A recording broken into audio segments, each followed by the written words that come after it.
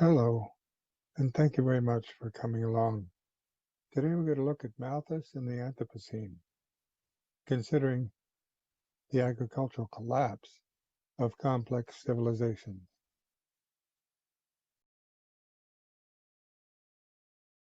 Malthus and the Anthropocene. Sir David Attenborough powerfully restated the Malthusian perspective years ago in his 2011 address to the Royal Society in London. As he phrased it, Thomas Malthus observed in 1798 that, quote, there cannot be more people on this earth than can be fed. It was a powerful speech, and it's worth looking it up in the notes in the YouTube section below. We all recognize this to be true. Indeed, it is a truism. But therein lies the problem. It is simultaneously so obvious and so ominous that both personally and collectively we choose to ignore the insight rather than embrace it because of all of its troubling implications. If we expect to continue to be part of the complex and ever-evolving ecosystem on our planet, we had better pay attention quickly to some non-negotiable realities of how that system works and why we cannot survive the trajectories we have set for ourselves within it. To begin, then, we need now, as a species, to rethink our place in space. We have now to come to a collective realization that as a species, we live within a planetary ecosystem that we did not create, cannot control, and must not destroy. What is more, it seems that Earth is the only life-supporting planet in the known universe.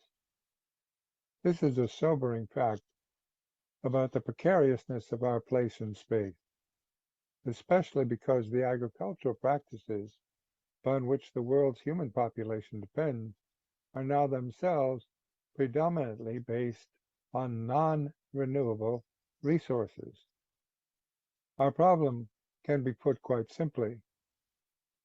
Any society that bases its primary production system, that is, its agriculture, upon non-renewable resources will itself, in time, not be renewed.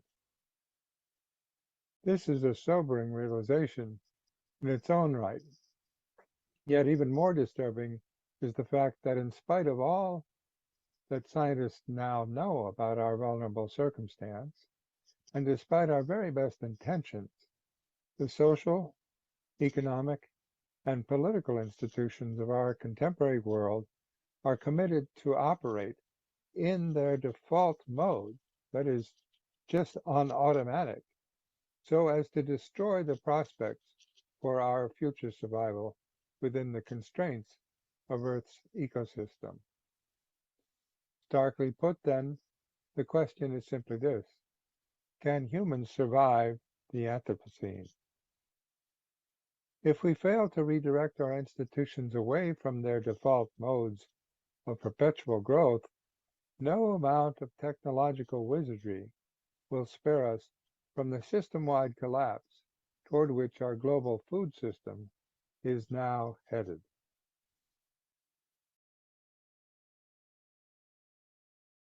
Our problem is compounded by the universal phenomena of chronocentrism, the belief that the normal state of the world corresponds to what it has existed in my time, that is, my chronological time, the period of time I can remember, or the recent past I can be told about by close relatives. For example, in demographic terms, the world's population has tripled during the lifetime of anyone born in the immediate post-World War II period, who is still alive today.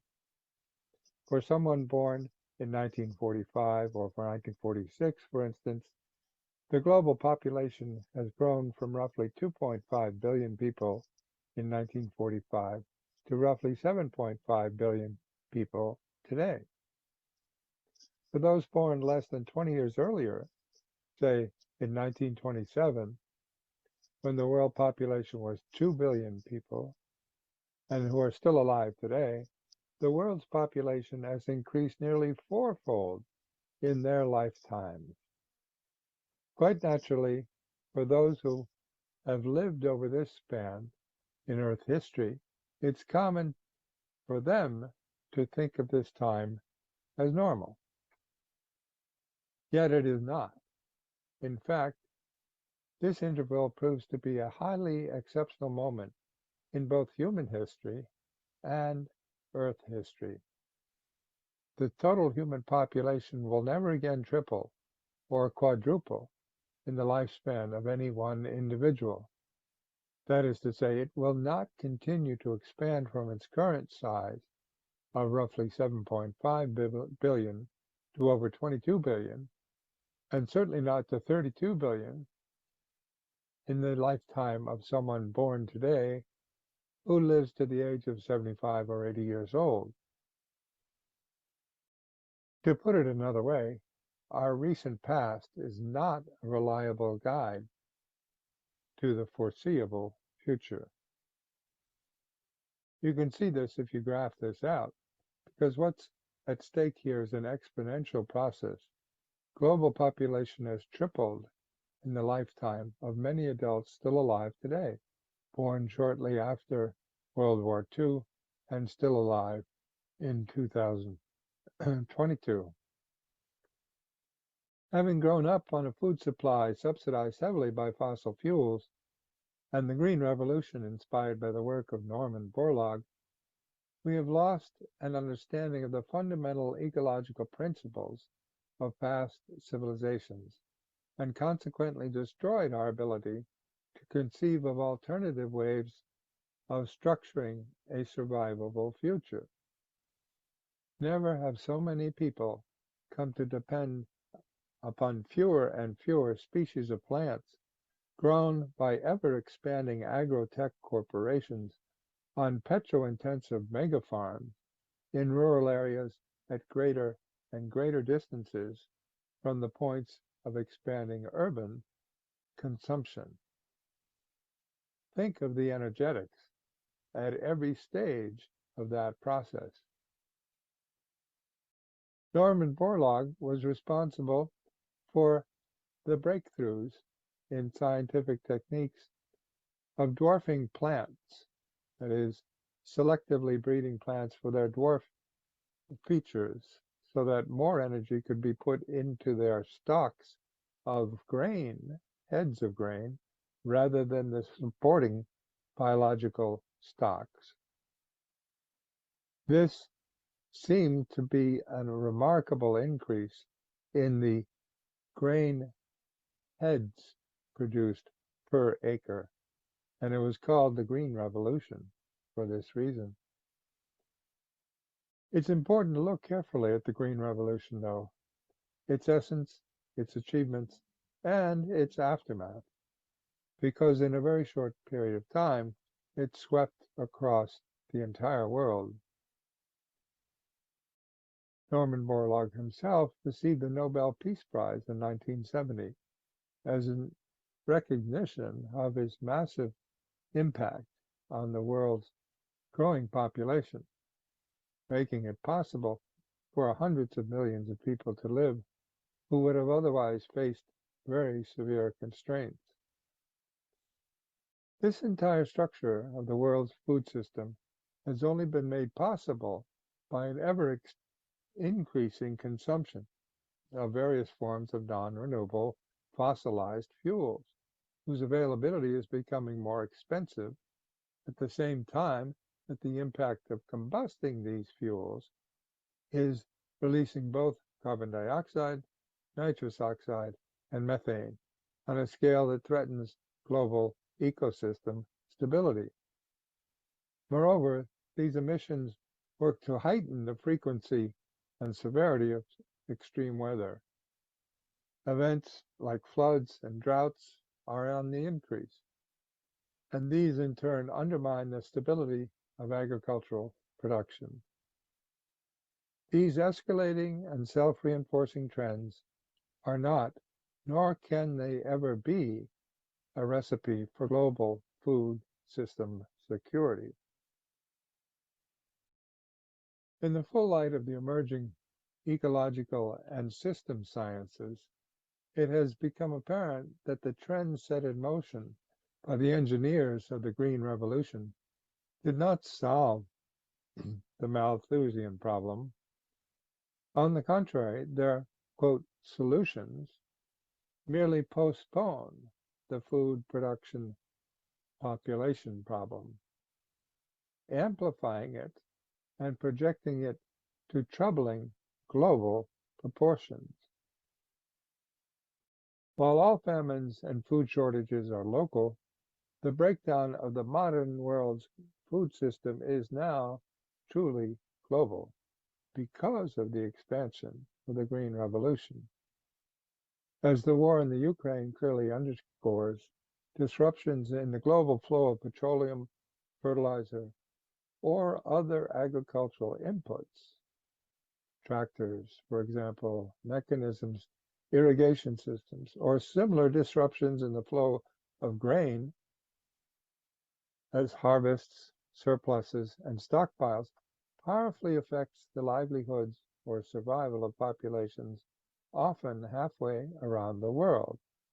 Food production is no longer local, it's global and circulates globally with all of its inputs and all of its harvested outputs. The colonial legacy and Cold War enthusiasm for what became known as growth economics, combined with the pervasive public misunderstanding of the petro-intensive quote-unquote magic of the Green Revolution, has meant that the modern cultures all over the world are on a collision course with Earth's finite ecosystem.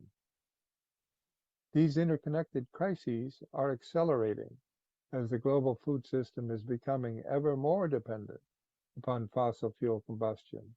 At the same time, recurrent pandemics afflict the world's poorest agricultural populations with increasing severity, and extreme weather and changes in the climate stress food production and global supply chains beyond the breaking point.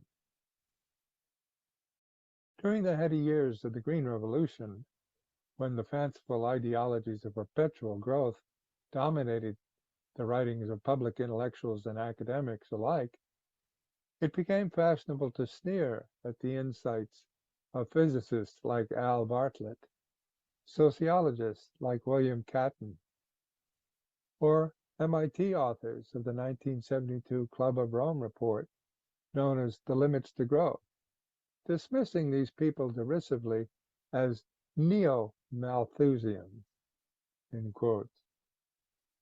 But the fact is that 50 years later, these same authors and a few exceptional and visionary economists like E.F. Schumacher, Kenneth Boulding, and Herman Daly, who took their insights very seriously, have been proven to be correct. They have been the prophets, proving the wizards wrong. The tragedy is that we, as a collective species, treat soil like dirt. Topsoil, climate change, and the collapse of civilizations is an old theme in archaeology and in cultural history. In fact, it provides the drumbeat of the rise and fall of kingdoms from the earliest recorded history right through to the present day. The reason is that topsoil is a very thin layer on top of a substrate of rock. In reality, there is nothing neo about Malthusianism. In our day, the fundamental research of both ecologists and sociologists alike has led to a radical reassessment of the Green Revolution, leaving us with troubling new questions. As the title of one recent essay phrased it, how could something so right turn out wrong? How could something so good go bad? This is what the challenge of Sir David Attenborough to the legacy of Norman Borlaug has been.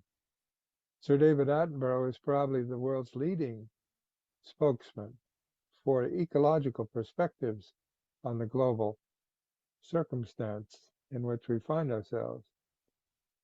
And from his perspective, and those who've gathered around his perspective, the Green Revolution is quite problematic.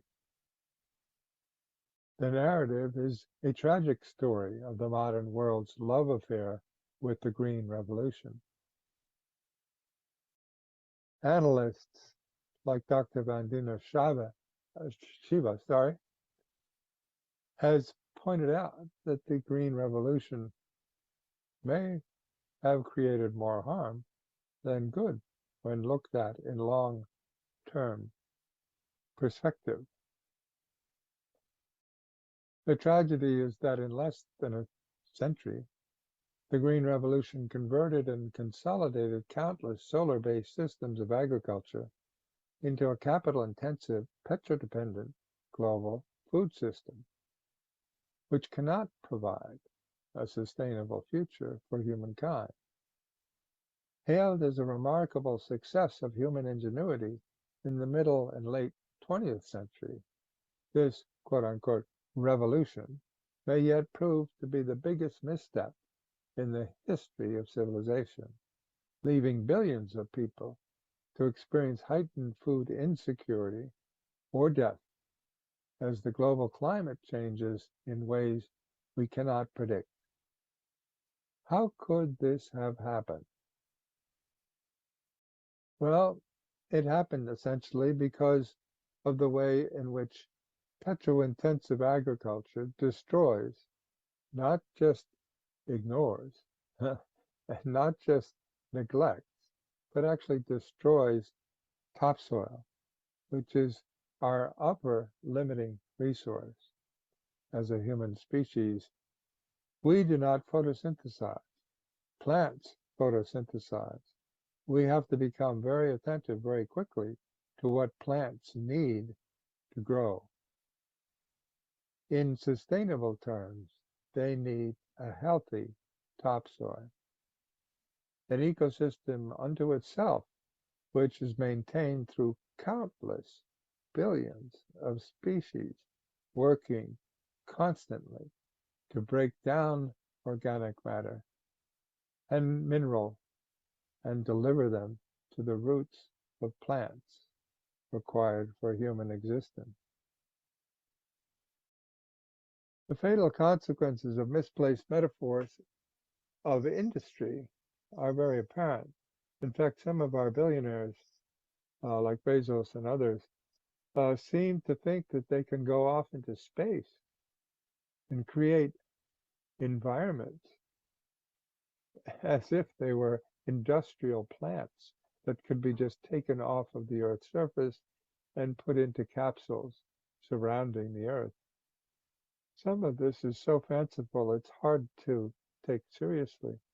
But billionaires are spending billions of dollars in trying to convert agriculture from a basic biological process into an industry to keep alive the delusion of infinite growth in a finite ecosystem.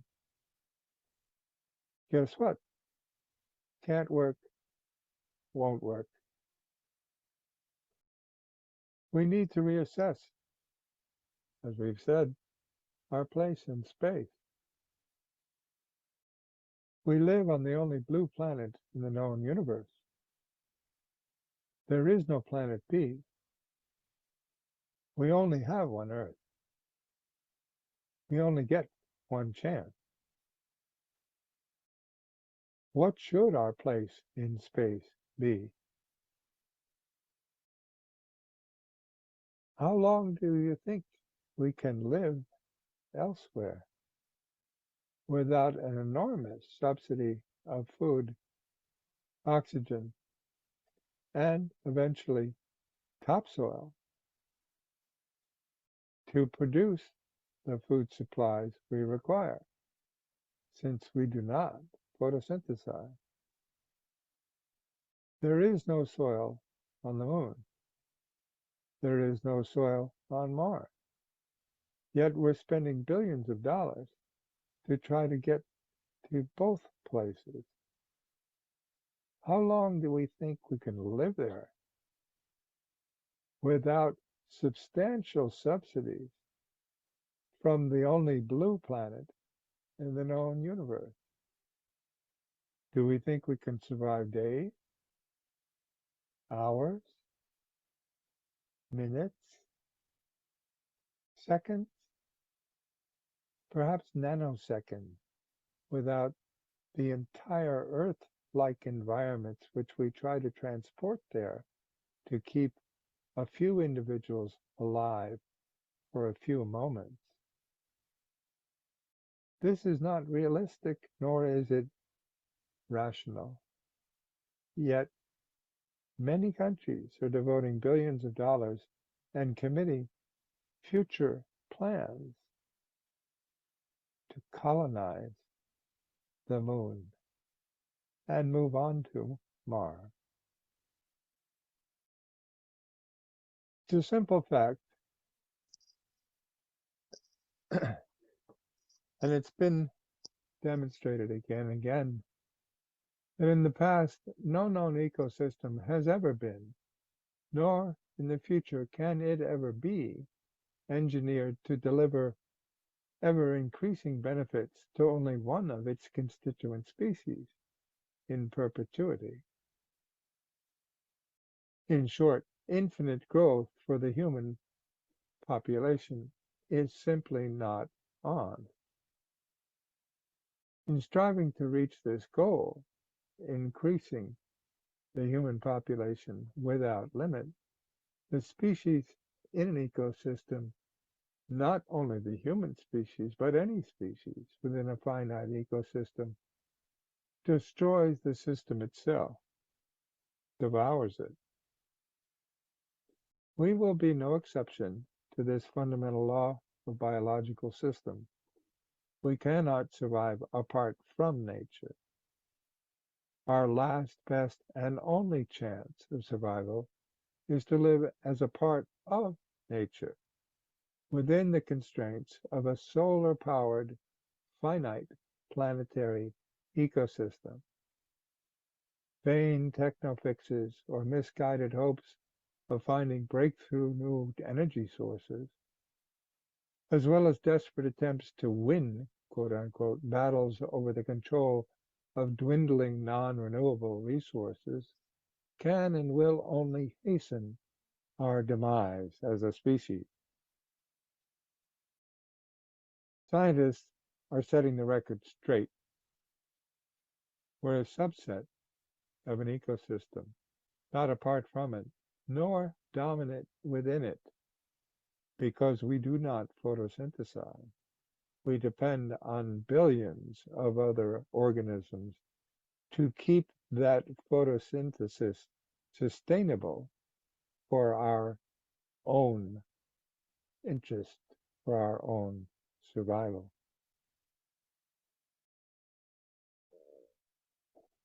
This was well recognized at the beginning of the scientific revolution. Sir Francis Bacon, one of the founders of the principles of scientific research, stated it very clearly back in 1620, the year some settlers arrived in what was called the New World to create new environments. As he put it, nature to be commanded must be obeyed. Chilling observation for those of us who think and have come to think that in our lifetime we've conquered nature. Not so, can't be so, won't be so.